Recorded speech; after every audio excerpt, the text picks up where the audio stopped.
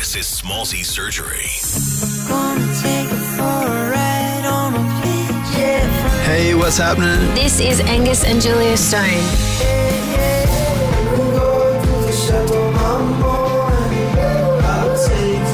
You're listening to Smallzy on Nova. On the show tonight, two beautiful humans who I have not seen in a very long time, Angus and Julia Stone. Well, hey, welcome back to the country. Thank you. Currently in the middle of playing shows around the world. Yes. So thank you for coming back. Album launch week. Yes, it's been very intense but really lovely to be home. Yes. How does one approach album launch week? Seasoned professionals like you are, how do you approach releasing a record now in 2024?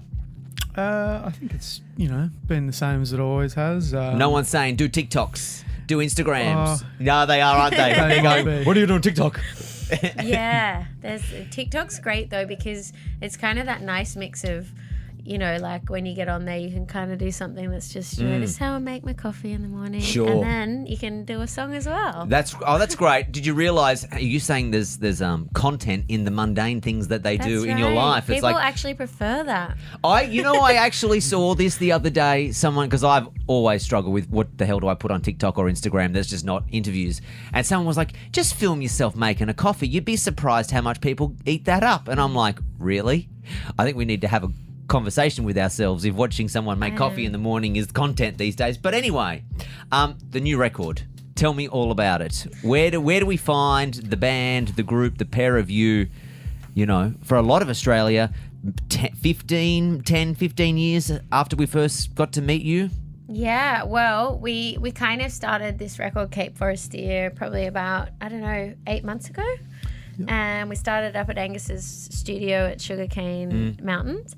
And it was like, I guess it started off as a hanging out and just kind of making music in the living room and then evolved into Was there any plan to do, or was it just doing what siblings do, just jam and... I think generally you'll have one song that will be the catalyst. It'll kick off the idea of an album. Yeah. And that song was Cape Forestier. Yeah. Yeah. And then it sort of like got us talking, and then we were going through old songs that we kind of loved but never really had a place. And because we wanted to do this record a little bit more stripped back, some of our older songs had a place all of a sudden on the record, which was really nice. So kind of like the writing scopes from one of the songs Angus wrote when he was 15 all the way to songs we're writing now. Where did you work on the record? Most of it? All recorded and shot here, or did you travel the globe? I was on tour with Dope Lemon at the time, and Julia was in Berlin doing some writing, and we'd send each other virtual tracks back and forth. Wow. And just chip away at pretty much 50% of it, and then the other 50 was up at my studio, the Northern Rivers, and that was kind of the collective of it. Yeah, nice. And you are in the middle of playing shows around the world at the moment. Does it still blow you away after so many years when you can travel literally to the other side of the globe and play songs that get a reaction that you're like, wow? That would have been our wildest dream for this to be the case, but here we are living it out. Oh yeah, it's like endlessly. For sure, incredible. Yeah. We're just over in Switzerland, and it was our first show back. We hadn't played for how long? I don't know. We hadn't done a show in Europe for 7 years, I think. Together. Wow. Yeah. And, is there a bit of anxiety, like putting a show like that on sale and going, will anyone come? Like, what happens? For Do sure. you just go, no, we got this. We're good? I don't think you're ever like that. I think there's always a sense of just like, you make music because you love making music. Of course. And then it's kind of like a little bit out of your hands. And I think you don't know, like...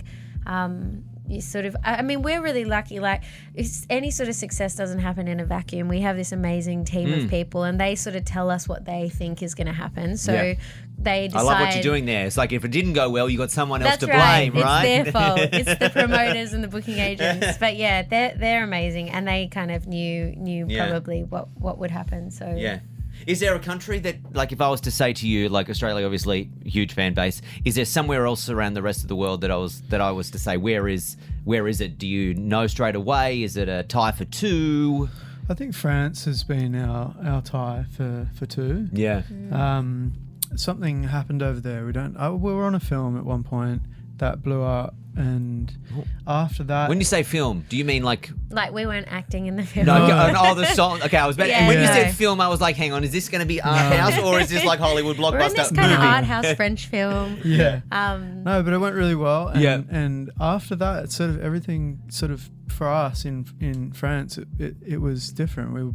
We flew over there and all the shows were selling out, and they're such a passionate bunch, the old Frenchies. Yeah. They really rally behind you, and They do, see, because I had heard certain things that sometimes the French, when you're a tourist in their country, they don't like you. If like, Sure. yeah, but if musically, Yeah. if they like you, well, then you're welcome. Come on in. Yeah, they've been so good to us. It's like actually so wild. We were just saying before we walked in that one of our shows we're most looking forward to is this one in Lyon, and it's like, the Pillows. oh, it's amazing. incredible. It's like built 150 years BC. The venue? And it's this outdoor amphitheater. It's Wow. wild. Like these kind of columns that are kind of crumbling, and you play amongst it. It's like it feels like where you'd watch gladiatorial games or something. Like it's so ancient. Wow. And the crowd will come in and they sit on these colourful cushions, and if they like the show, at the end they throw the cushions in the sky. Okay. It's amazing. Is it so? It's sort of like a cultural thing. And if they like the show, the Yeah. pillows go up. Yeah. Have the pillows gone up every time? Well, we've only played once before on we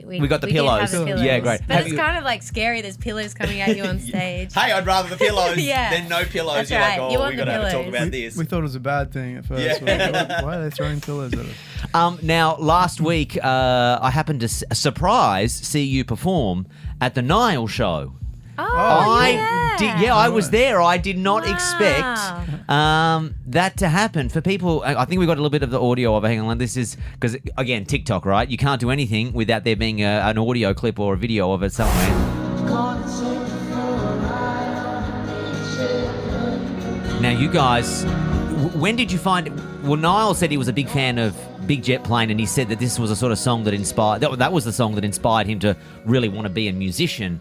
And then next thing, when did he reach out to you? How did you get on stage?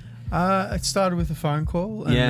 then we said that we'd fly back from Paris. We were just over there maybe 5 days ago, Yeah. and we pretty much flew in and went straight to the stadium. Wow.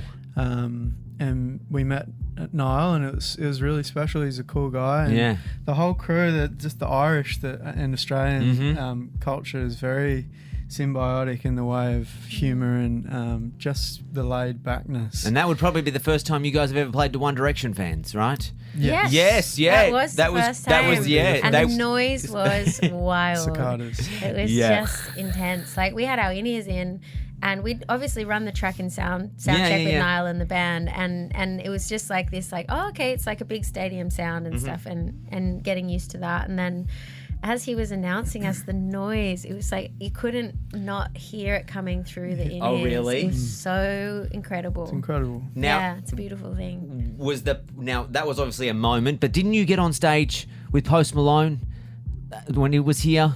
Was that insane? That was nuts, yeah. Because that was a stadium show, right? Yeah, so we were Dope Lemon were in Montreal. Yeah. And Posty Austin, he was in Texas. Yep.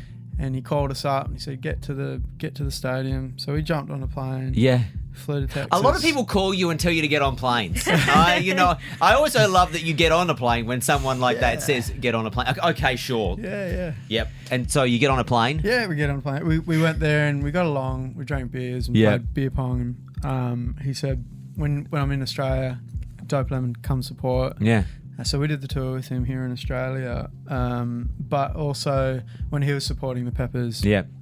I flew into Melbourne. Yeah. And Again, he on a calls you, plane. you get on a plane, right? Yeah. Yep. And we had an epic time. We played a song, and that was another one of those moments. Is you're that what's pinching the yourself. difference? I mean, I don't know for artists, stadium show and an arena. Is there like sound wise? I mean, you guys are both such artists, and I don't want to imply that stadium shows take away that artistry a little bit, but it is just such a big venue that it's hard to not lose some of the finer, delicate moments of any song when there's 50,000 people or 60,000 people? I think humans are pretty receptive to authenticity. I think it doesn't matter how big the place. Yeah. People will recognise when something is genuine, and in those moments, those are the key players. The guys that can hold the whole platoon. Absolutely. Of 60,000 people. It's incredible. Well, people have a chance to see you. The Australian dates. You're back in the country in August, right? Yes. Playing shows around the country. 60,000. It's 60,000 tickets available. Wow.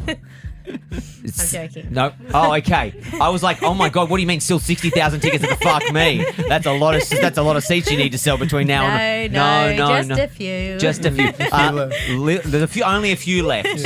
Only a few left. Living Room Sessions is the name of the tour. The new record is out as well, guys. Pleasure to see you both. Yeah, you Thank too. you for having Great to see you. Travel well. And we'll see you back here later on in the year. Awesome. Great. Smallsy Surgery is a Nova podcast. For more great shows like this, head to novapodcast.com.au.